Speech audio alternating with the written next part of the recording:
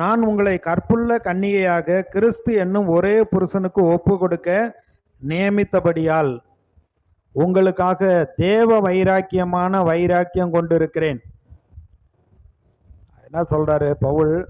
அவர் மூலமா கொரிந்து பட்டணத்தில் அவர் சுவிசேஷ அறிவித்து சபையை ஆரம்பித்து அங்கே அவர் விசுவாசிகளை உற்சாகப்படுத்துகிறார்.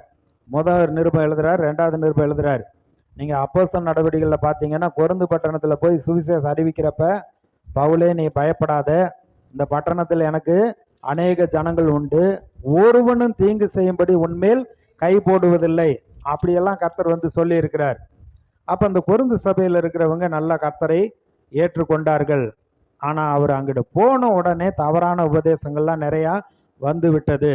அப்போ அதில் அவர் சொல்கிறாரு, உங்களை கற்புள்ள கன்னியாகிய கிறிஸ்து என்னும் ஒரே புருஷனுக்கு ஒப்பு கொடுக்க நியமித்தபடியால் நீங்கள் ரட்சிக்கப்பட்டிருக்கீங்க.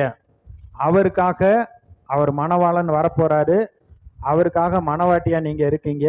பரிசுத்த ஆவியினால அவருக்குன்னு உங்களே முத்திரை போட்டு வச்சிருக்காரு, நிச்சயம் பண்ணிட்டார். சர்ப்பமானது தன்னுடைய தந்திரத்தினால ஏவாளை வஞ்சித்தது போல உங்கள் மனதும் கிறிஸ்துவை பற்றிய உண்மை நின்று விலகும்படி கெடுக்கப்படுமோ என்று பயந்திருக்கிறேன்.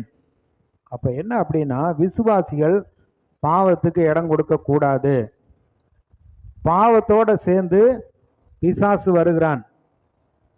இது சங்கீதம் 66,